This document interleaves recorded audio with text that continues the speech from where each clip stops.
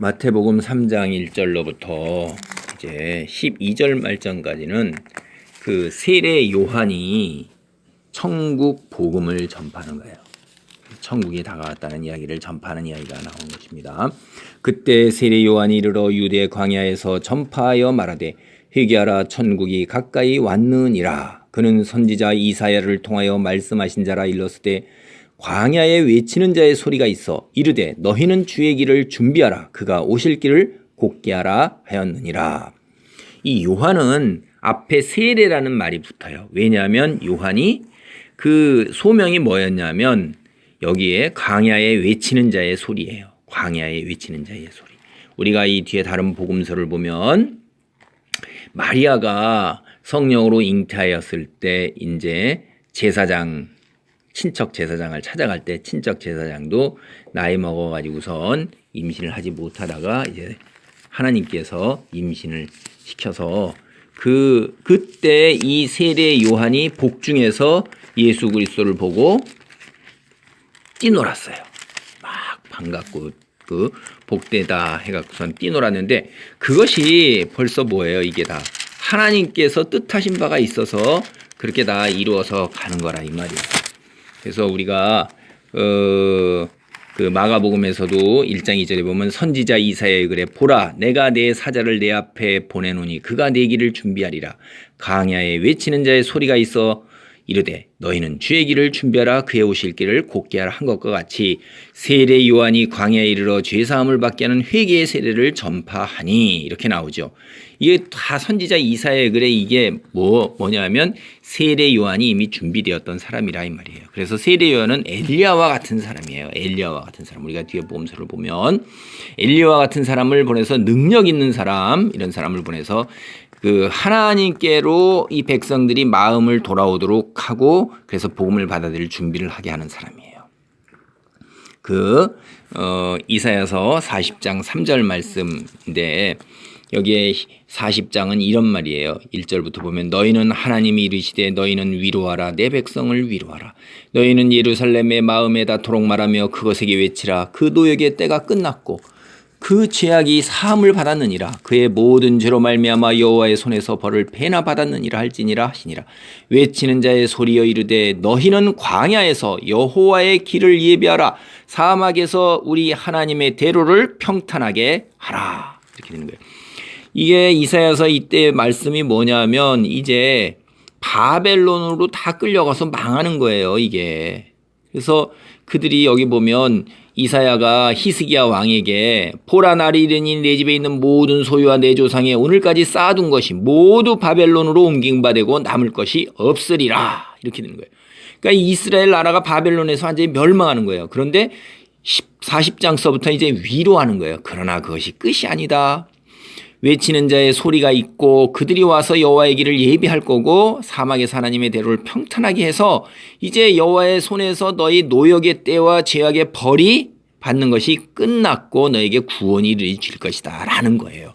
그 구원이 이르기 전에 징조가 뭐냐? 외치는 자의 소리. 엘리야와 같은 사람이 와서 마음을 돌이키고 그 백성들을 하나님을 향한 마음으로 가도록 자기의 죄악을 바라보도록 깨닫도록 준비시킨다는 거예요. 우리도 무엇을 할 때 보면 다 언제나 뭐죠? 운동하기 전에도 준비 체조를 하죠. 수업을 하기 전에도 그 본격적으로 수업이 들어가는 이 앞에 도입 부분에서 우리가 그 소위 준비를 하잖아요. 그거와 마찬가지예요. 이런 것들이 우리가 하나님이 이 마지막 종말 때를 이루기 전에 천국이 가까이 왔음을 모든 사람에게 알리고 선택할 기회를 다시 주시고 자비롭고 은혜롭고 노하기를 더디하시기 때문에 인자와 진실이 자비롭고 은혜롭고 노하기를 더디하셔서 계속해서 기회를 주고 한 사람도 빠지지 아니하고 다 하나님께로 돌아와서 지옥에 가지 아니하고 천국에 살기를 하나님은 그렇게 사랑하시고 그렇게 우리를 예뻐하시는 거예요. 그렇게 기회를 주는데 우리가 목이 곧고 완악하기 때문에 이때 그래서 세례 요한이 누구냐? 엘리야와 같은 선지자로서 이사야를 통하여 예언한 그 사람이라는 것을 이 복음서 저자들이 다 증거하고 있는 거예요. 그 후에 누가 오는 거죠? 이제 정말로 예수님이 하나님이 보내신 자 예수님이 오시는 거잖아요. 그 요한이 4절 보면 이 요한은 낙타 털옷을 입고 허리에 가죽띠를 띠고 음식은 메뚜기와 석청이었더라. 자연 상태 그대로 살아가는 거예요.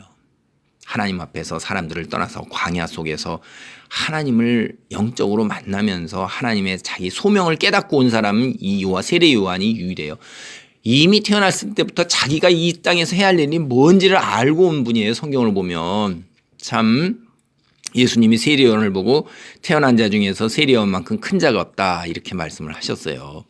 이때 예루살렘과 온 유대와 요단강 사방에서 다 그에게 나와 자기들의 죄를 자복하고 요단강에서 그에게 세례를 받더니 사람들이 하나님의 말씀을 들었을 때 영적으로 민감하게 반응을 하죠. 이게 굉장히 중요한 거예요. 우리는 하나님의 말씀을 들어도 영적으로 반응하지 않아요. 죽었기 때문에 그것이 말씀이 와서 찔러도 도대체 이놈은 죽은 것이 반응이 없는 거예요. 아픈지 자극을 받는 건지 찌르는 건지를 모르고 있는데 이 사람들만 해도 벌써 자기들의 죄를 자복하고 요단강에서 세례를 받는 거예요.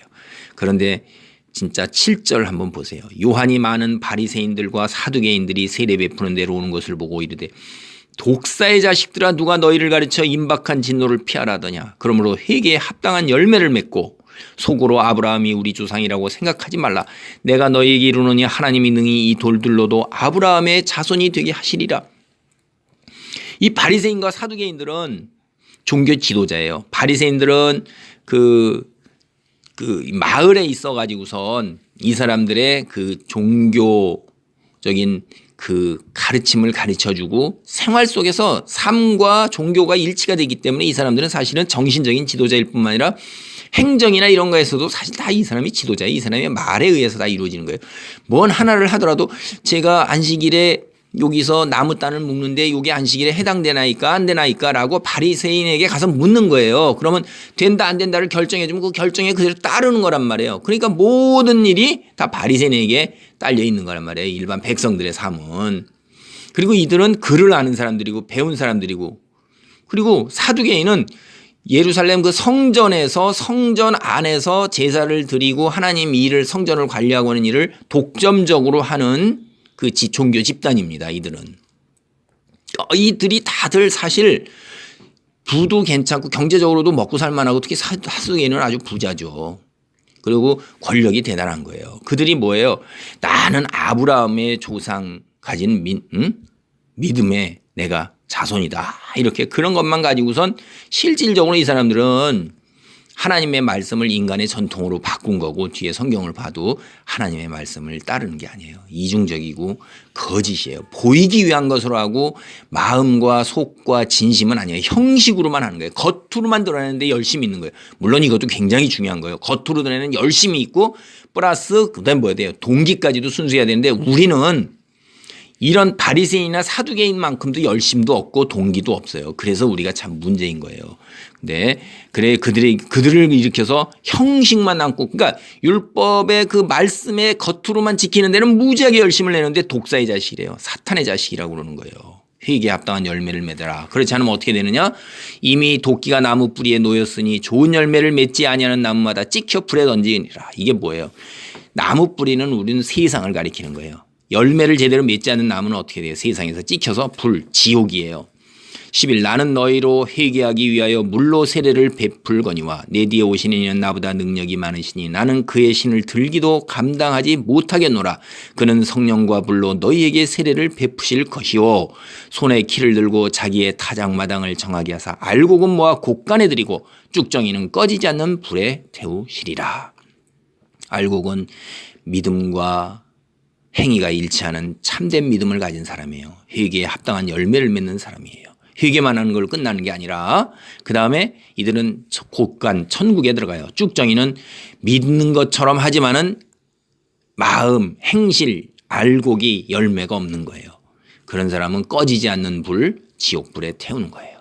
그래서 세례 요한은 이걸 선언해서 예수님의 말씀을 받아들이도록 이 사람들을 인도했을 때 많은 사람들이 이들에게 나와서 하나님께로 돌아오는 놀라운 역사가 있었습니다. 그래서 이제 예수님께서 후에 세례를 베풀고 복음을 전할 토대와 바탕을 마련하셨어요. 자기의 사명을 다 감당한 정말로 귀한 선지자입니다. 우리가 여기서 이 말씀을 잘 들어보세요. 천국이 가까웠다 하는 이야기가 이제 종말이 가까이 와 있는 거예요. 늘 깨어 있어야 되고 우리는 좋은 열매를 맺고자 애를 써야 돼요. 그래서 곳간에 들어갈 알곡이 되려야 되지, 내가 알곡인 줄 알았는데 쭉정이가 있다 그러면 이게 꺼지지 않는 불에서 어떻게 되는 거예요? 정말로 힘든 상황이 영원히 계속되는 것입니다. 하나님의 놀라운 말씀, 이 말씀을 듣고 깨달음 가운데에서 행함이 있기를 바랍니다. 아멘.